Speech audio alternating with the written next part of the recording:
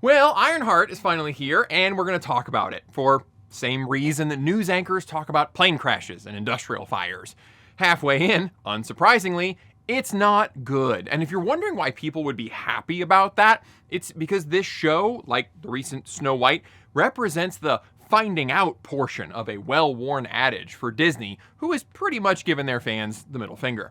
Let's recap so far. I've got some jokes, some hot takes, and we'll make some predictions about where this all might be going, which, that's my disclaimer. At the end of the video, I'm going to make it official by saying, but I don't know though. You can say anything you want with total and complete immunity. Let's jump straight to what I think is the absolute worst part of this show, by far. Everything else, the goofy looking 2019 crew, the plot holes, the inconsistencies with information from Wakanda Forever, all of that pales in comparison to the disgusting message that this show seems to be setting up, which is you can be a horrible person, and that's okay, so long as A, you can blame society in some way, and B, there is something worse that you either fought against or you could have participated in, but you chose not to.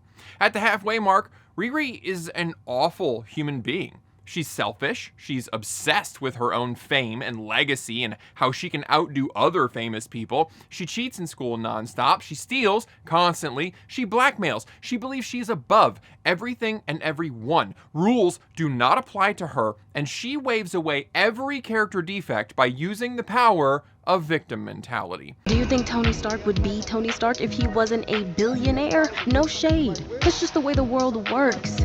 She says whatever she thinks will get the most moral superiority to whoever happens to be standing there. Riri has an astonishing sense of entitlement, and since the world has not rightfully bowed down to recognize her greatness and throw money and adulation at her feet, she feels perfectly justified in everything she does, especially since she's telling herself that what she's working on will be great and iconic and for the greater good.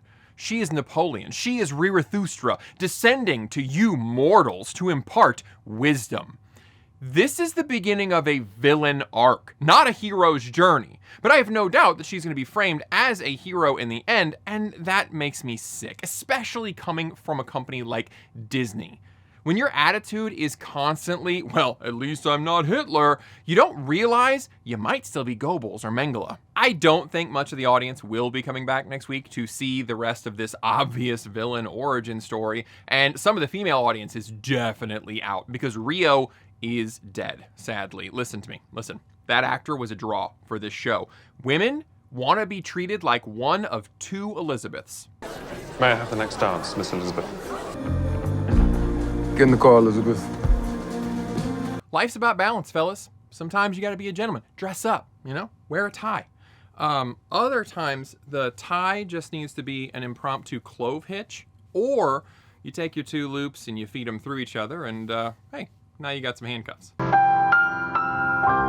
This story's disconnects are more than just ethical. Riri has extreme motivational confusion. She doesn't want to hurt people, but, you know, she did bomb all those cops to defend some people that she literally just met in Wakanda Forever.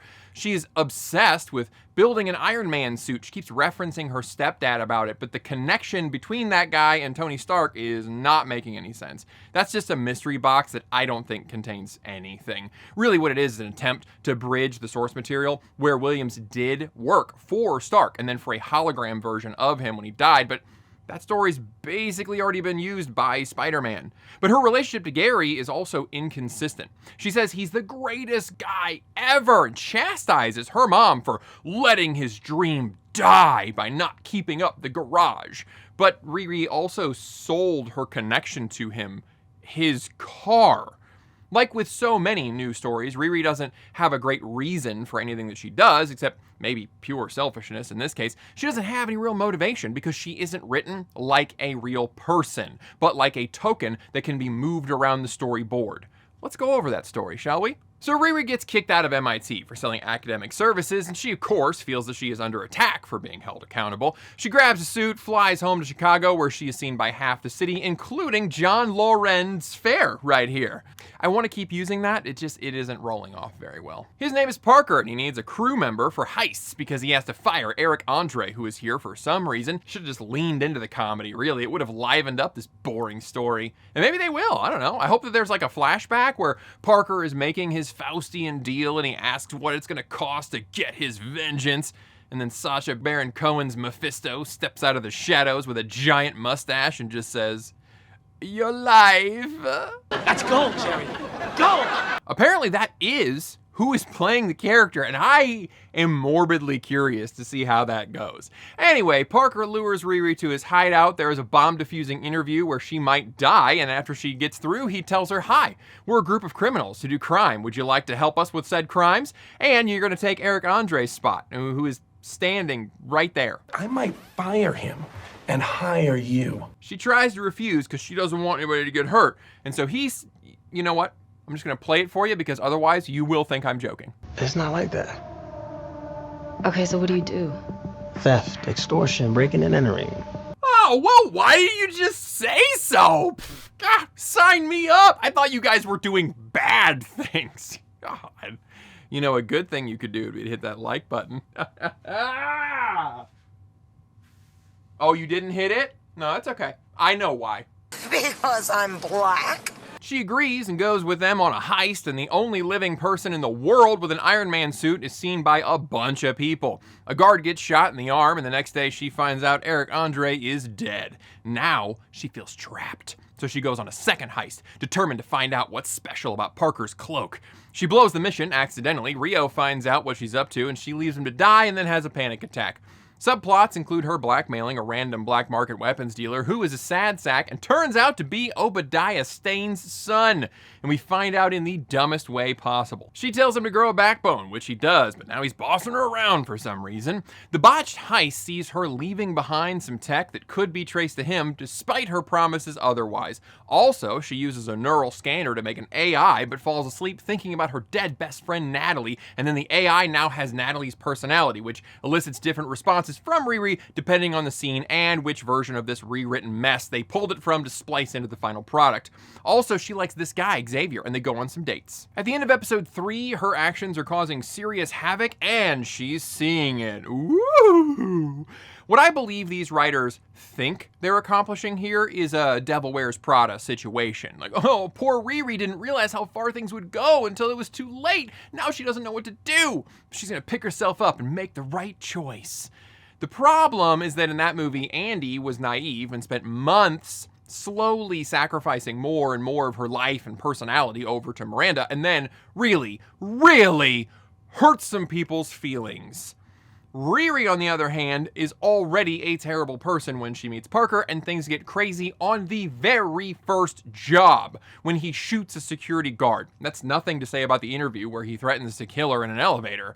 She's not naive. She's prideful and egotistical. The problem is they've dug a likability hole so deep for Riri that it will be hard to get out of with the time that they've got left. She's gonna need some kind of event, and we need to show a change in attitude. If just one terrible thing happens, then she suddenly says out loud all the lessons that she's learned, it's gonna be hollow. So what might happen in the second half? Well, a great way to cement a theme in a story is to parallel the antagonist and protagonist along the same gradient.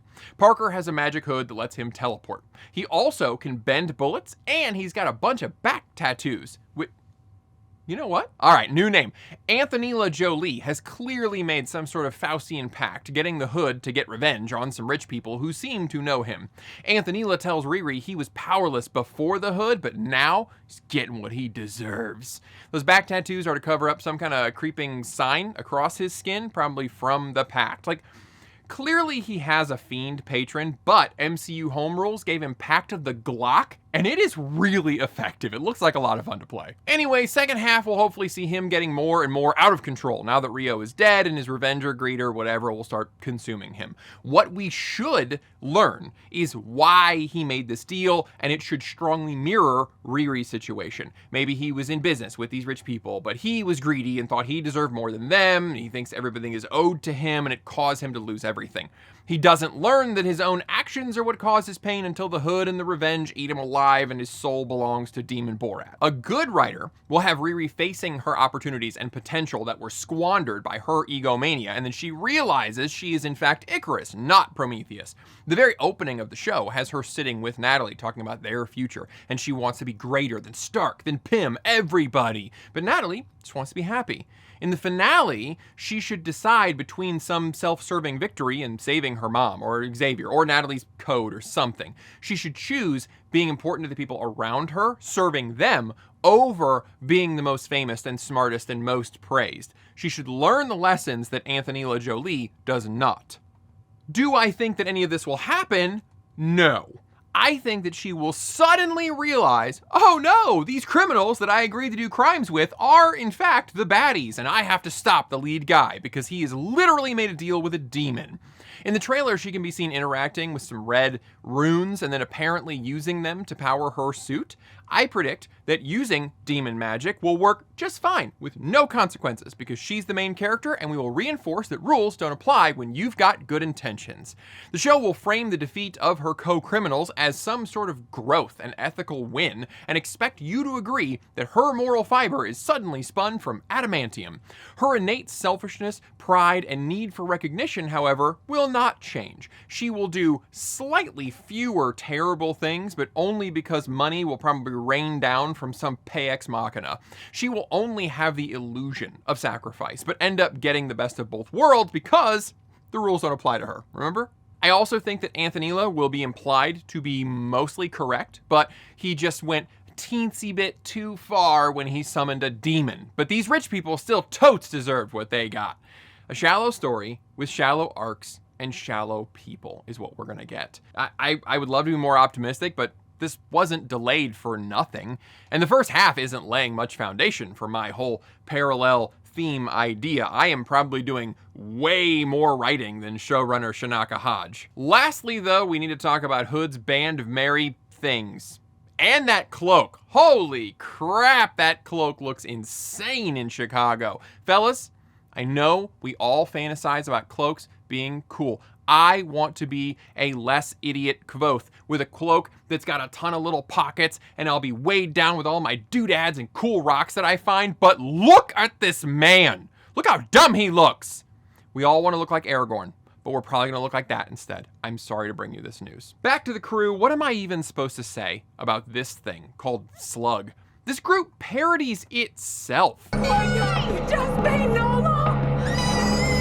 It's already dated by its compulsive need for subversion. Well, what hackers are usually dudes. Nope, ours is a they. It feels like it was written by someone who wants to make drag queens look awful. Our group's muscle is a pair of women.